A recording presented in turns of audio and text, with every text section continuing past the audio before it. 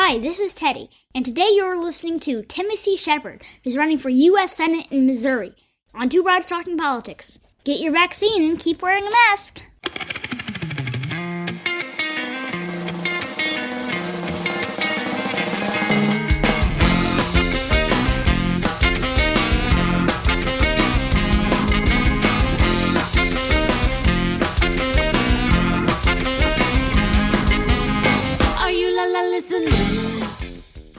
Hi, everyone. I am Kelly, and this is Two Broads Talking Politics. I'm on with fellow working mom, Sophie. Hi, Sophie. Hey, Kelly. And we are joined today by Timothy Shepard, who is running for U.S. Senate in Missouri. Hi, Timothy.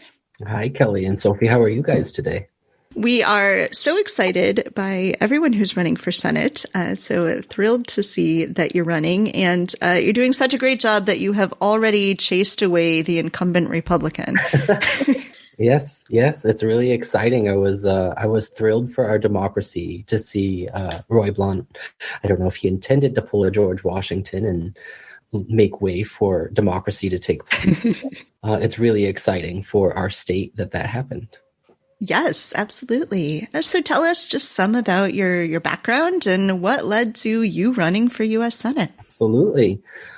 So I got my start. I grew up in Kearney, Missouri, and going to church in a little town over called Excelsior Springs, which many people might know from when Harry Truman had his presidential inauguration at the Elms Hotel. And as I was graduating high school, I had always dreamed of being an architect. So I made my way to Boston.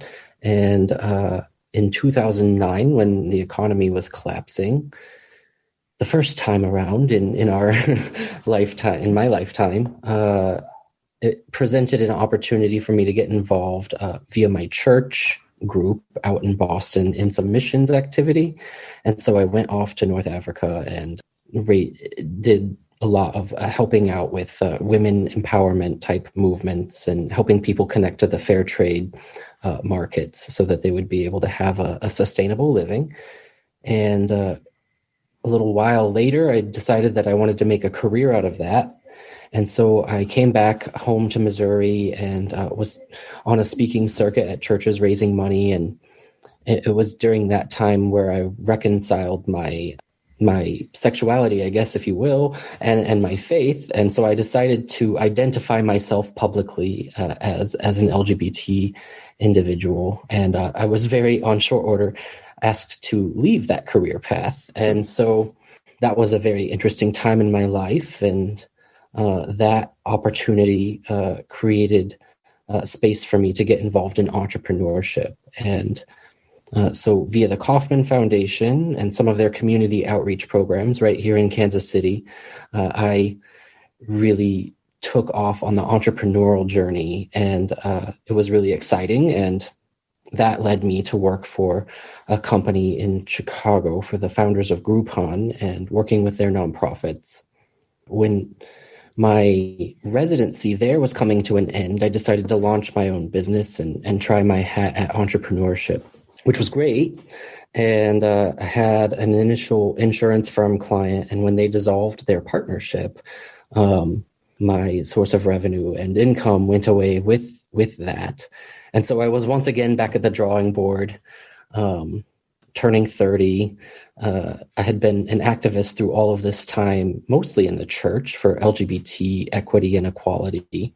But I paid the bills via my entrepreneurial journey. And so that opportunity, once again, left me in a position of being rather homeless. And I was turning 30. I was on the phone with my dad, and he was like, son, the missions thing didn't work out and the entrepreneur thing didn't work out. And I think it's time for you to get a normal job. Sounds like a dad. And I said, Dad, I think you're right.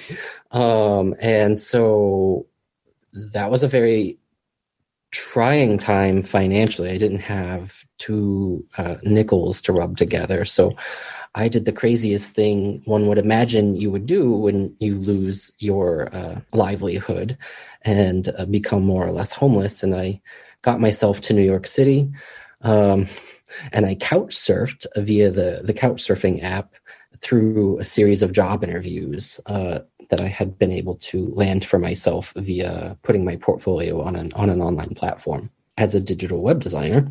And that was really rough going, and some very dear friends of mine provided a huge amount of help for me during that time to help make sure ends were met. And about 8 months into that process, my now former employer called me up and they're like, "Hey, you remember that interview we had way back when?" And I was like, "Well, yes, I do." They're like, "We need you to start Tuesday." And I was like, "I will be there." And it was a contract role. And as we all know, the economic shifts that have happened during our era have been vast. And there's this whole thing called the gig economy now, where the social contract has changed and employers have contractors instead of employees. And it's their way of defraying cost and increasing shareholder interest, while we worker bees don't get to participate in the upside. At the end of my contract, I really worked hard, and I sat with my boss and I told him that. I'm like, "Listen, the gig economy is BS. You and I both know it. And if you think that I've done a good job for you in the time of this contract, then you're going to make me a junior executive in this firm so that I can take part in the same upside that you do." He appreciated that and went to bat for me and made room for me in the company and gave me the salary that I asked for. And that was great. I was like, yes, I'm set. I have a job. and a good one. And so that created the first stability for me in my adult life to be able to get back to a place where I was thinking about vocation again. And they identified me as promising young talent and sent me to an organization called Out Leadership. Out Leadership had a whole series of training for young executives in the private sector to be able to learn how to progress the equality movement forward and make marriage equality happen. They taught me how many of us activists within the private sector were lobbying our employers really hard to make the world a more equitable place. And I took those lessons to heart. And when they decided at my employer to move their headquarters from New York City to Nashville, an opportunity was created for me to be able to have a larger impact in that movement. We got to Nashville.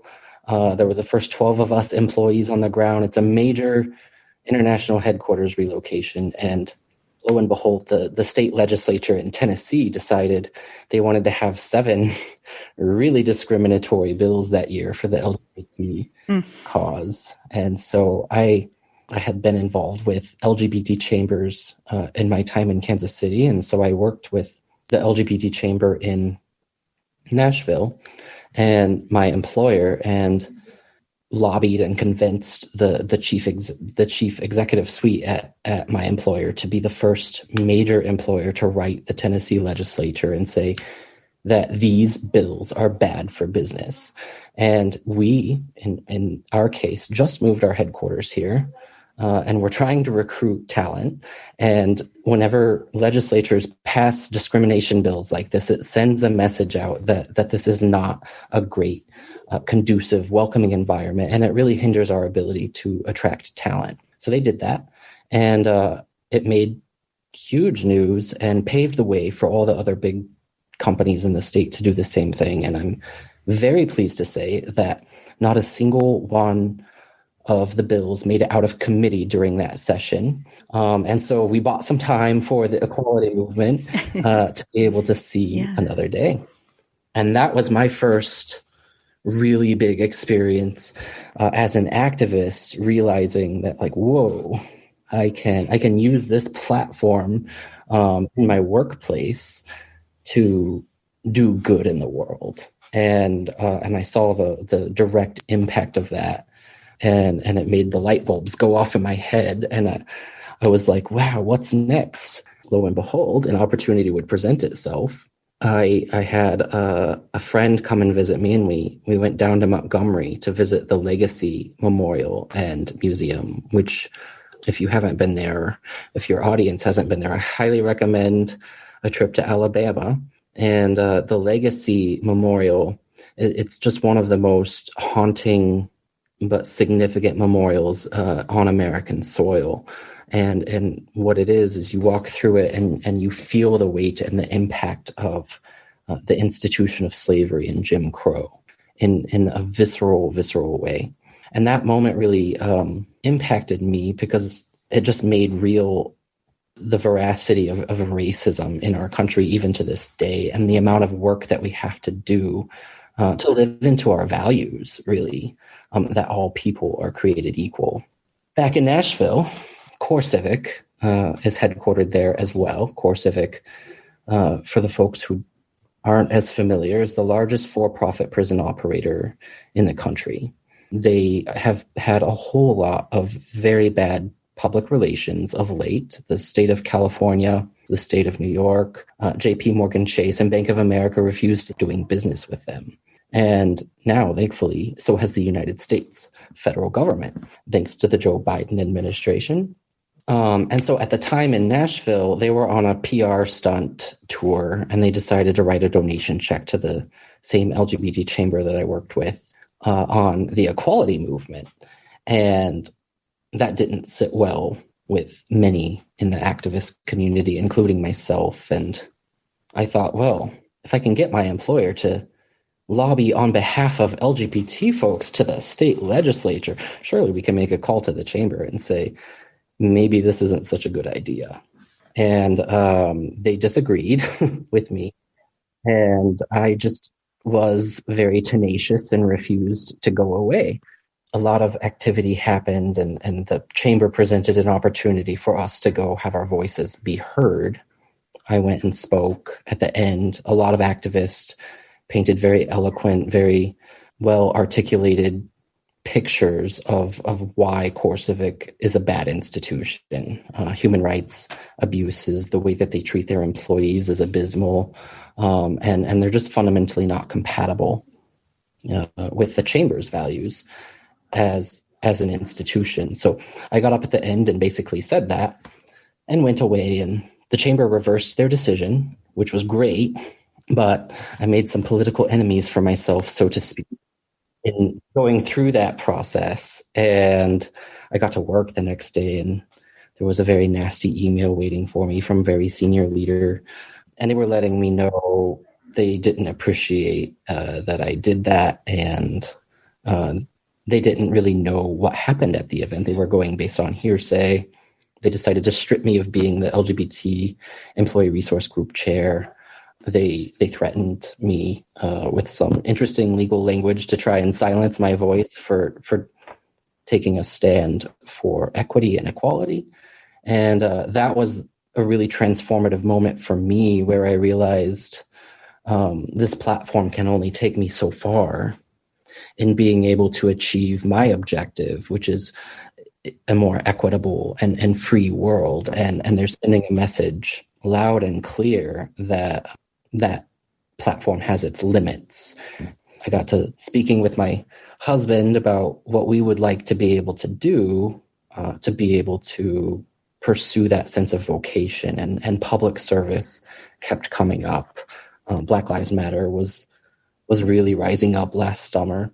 And to us, that created a huge opportunity. We were looking at positions like the United States Senate, and we're like, who are these people? Like, why is it that only princes of industry and people who were recruited by powerful, wealthy connections are able to run for this office? And I was looking around at the Black Lives Matter rallies I was attending, and I'm like, why is there not an elected leader here from either side of the aisle to listen to the people who are demanding their voice be heard? And are we a representative democracy, or are we an oligarchy? So we started looking at more seriously getting involved in politics and public service. And I felt a very strong, almost like a calling home, where I have skin in the game. Tennessee is not my home. It's a wonderful state, but I felt like if I'm going to jump into public service, that deep sense of connectedness to the people, to the land really matters. And so I wanted to come back home to Missouri, and we were looking into what races to get into, and statewide races really make a lot of sense in Missouri because the votes are there, at least historically speaking, for a Democrat to be able to win. And gerrymandering doesn't have as much of a role in a statewide race as it does in some of the other seats. I was looking and realized that the candidate pipeline was quite depleted, and there was a real opening and an opportunity for the U.S. Senate seat, and it's viable. And so we decided to go ahead and register with the FEC. I put together my campaign committee, and we've been running ever since, and it's been a phenomenal journey. So this question kind of goes along with what you had said about the statewide races really being winnable. As we mentioned earlier, Roy Blunt is not running for re-election, but he's a Republican, and the junior senator is also a Republican. Can you tell us a little bit about what you see as your path to victory here? Yeah. So historically, Missouri really prides itself on being a swing state. And there's a lot of voters in this state that pride themselves on being split ticket voters. And they really like to vote based on the issue and a sense of connectedness to the candidate. And I've found that to be true on progressive issues that have been on statewide ballots here in the state of Missouri. They've passed fairly overwhelmingly. And so when you put an issue in front of voters, I think that they identify a lot with our platform as Democrats. But when you put politicians in front of voters here in Missouri, that dynamic changes a bit. And as I've been reaching out to folks all across the state, I've talked to a lot of chairs, and there was a gentleman near the Boot Hill, actually, who was telling me, our area used to be much more 50-50, and it would go for Democrats all the time. And that all changed when George Bush was president of the United States, and he campaigned there. And he flew in on his presidential helicopter and brought all of the pomp and circumstance and energy. And the people felt heard, and they felt represented by the person.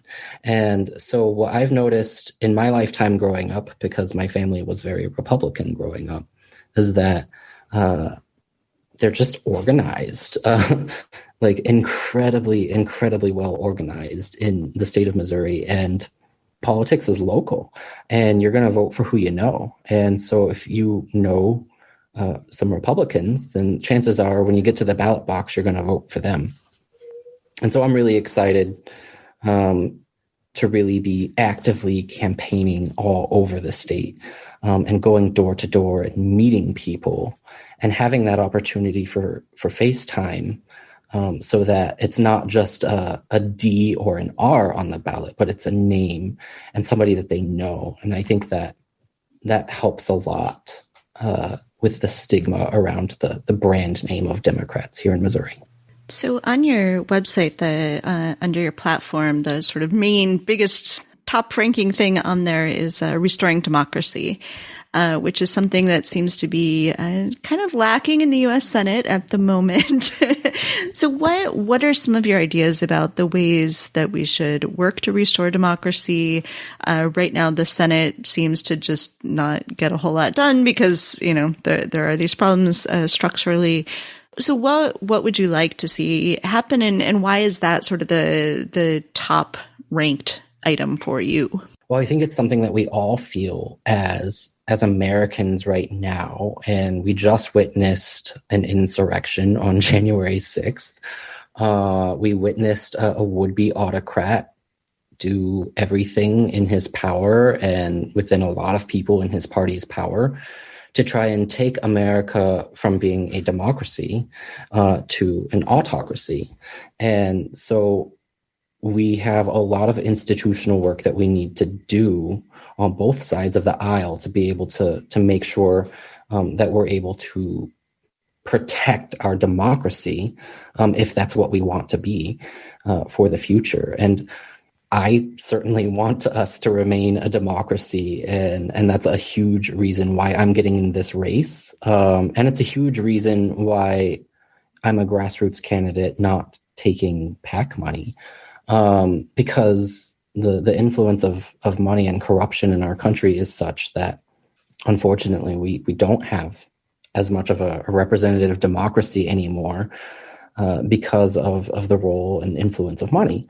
And so there's a bill right now, I think everyone's familiar with, the For the People Act, that goes a really long way towards solving some of those structural issues. And I would also be interested in continuing to study over time some of the electoral reforms that are happening around the country with ranked choice voting. There's a new primary system in the city of St. Louis for their elections. And I would want to see the outcome of both of those systems play out over a little bit of time and figure out how we can scale the most successful model nationally. In Alaska, they recently passed partyless primaries.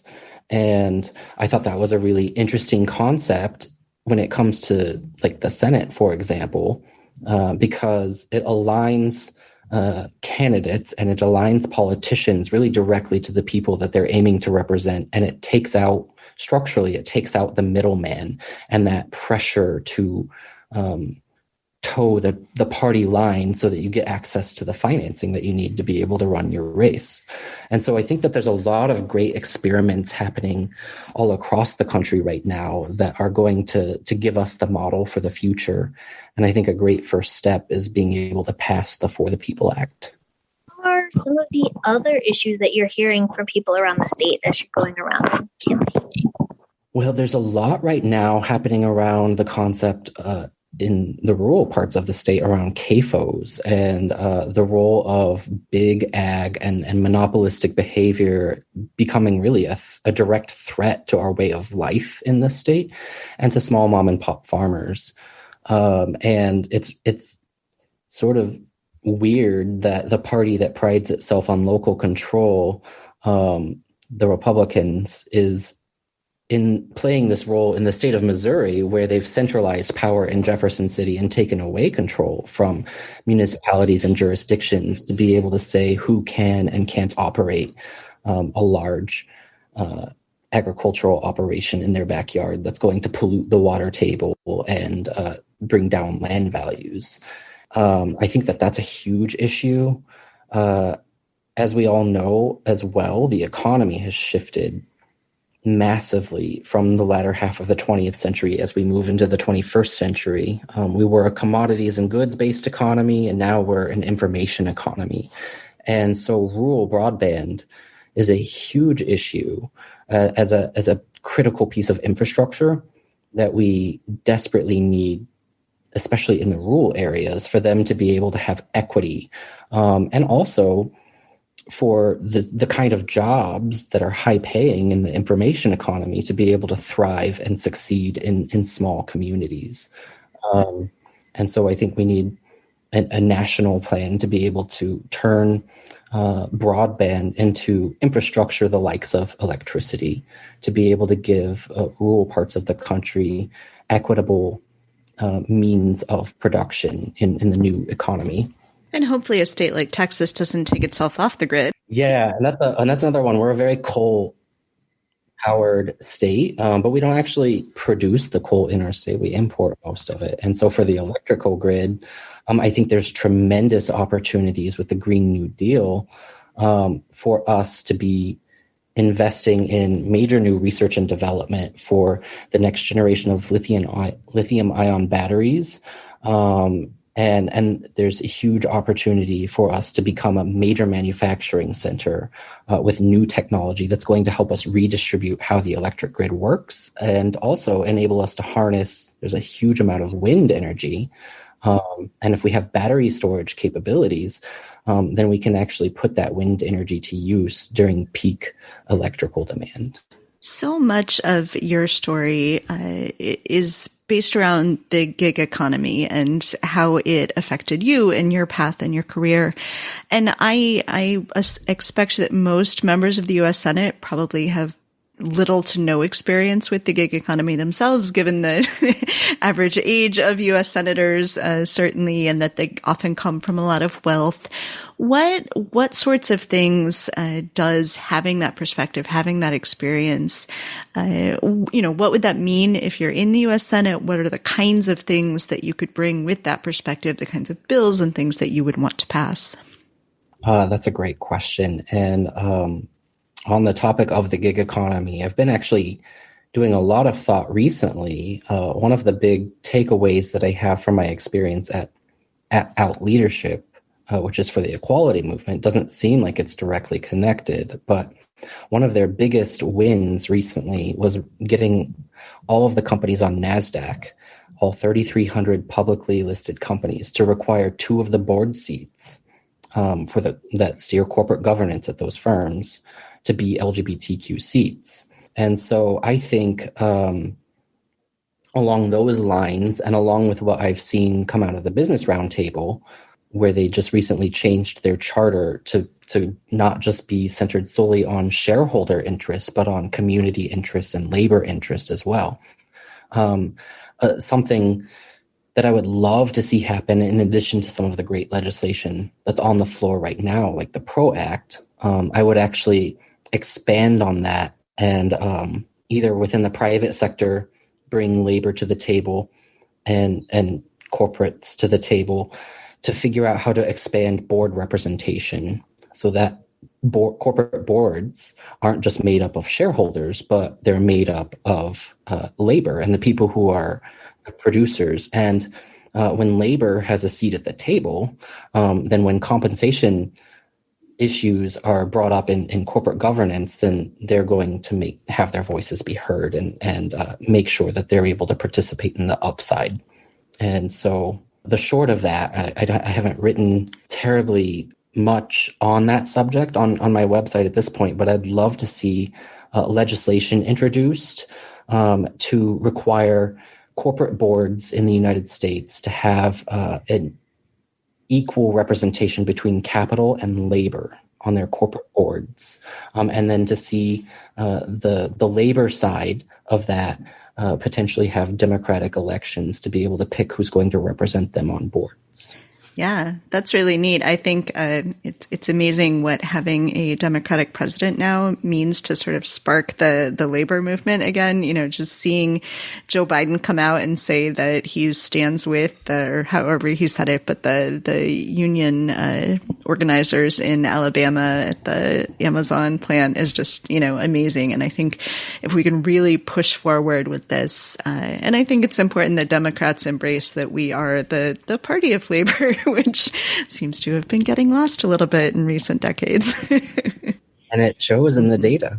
So what sorts of things can our listeners do to help out with your campaign? What are the kinds of ways that you need help right now and then going forward? Absolutely. We're a 100% grassroots funded campaign. And so what we fundamentally believe is that when we all unite together, that we match the financial wherewithal and might of, the moneyed interest. And so we can pool small donations of $5, $10, $25 together. And in aggregate, it's very, very powerful. And it gives us the tool set that we need to be able to continue the campaign. And we're also looking for volunteers, and we need all the help that we can get spreading the word. I'm a first-time candidate. I don't have the traditional distribution channels, shall we say, of being able to get my name out there and get name recognition, which is very, very important in a Senate race. So any way that folks can help us spread the word is tremendous. Excellent. And we will post link to your website and your social media on our website so people can find that. Is there anything else that you want to make sure we talk about today? I'm just so grateful that you guys gave me this opportunity, and I'm so excited that we have a robust primary. And I just really want to emphasize that our greatest get out the vote operation, really in any state, is a robust primary, because each of us candidates is going to be able to appeal to different parts of the electorate in this state, and that is our best weapon to be able to excite people and get people ready to vote in the general. And the Republicans in Missouri are certainly going to have a robust primary of people we do not want to see in the U.S. Senate. Yes, they are. I look forward to seeing that contrast play out. I've seen some of the contenders they're talking about, and you couldn't have more contrast. Yes. Well, Timothy, thank you so much for joining us today on the podcast. And we are just thrilled at all the people who are running for U.S. Senate in 2022.